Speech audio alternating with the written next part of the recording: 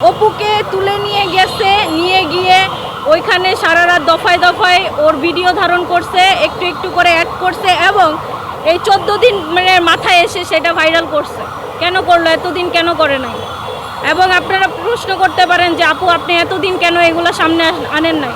না, আমার পাশে কেউ ছিল না, আমি কাউকে চিনি না। এই যে মিডিয়া আপনারা সবাই সামনে আমার দাঁড়ায় আছেন, এতগুলো চ্যানেল, এইগুলোকে তো আমারে ম্যানেজ করে দিছে অপুর দলের। যখন অপুর এনসিপির উপরে প্রশ্ন আসলো, যখন এনসিপির উপরে প্রশ্ন চলে আসলো, এনসিপির স্বার্থে চলে আসলো, তখন তারা আমাকে এখানে নিয়ে আসছে। আমি এতদিন এই কথাগুলো বলার মানুষ পাচ্ছিলাম না। আমি কাকে বলতাম?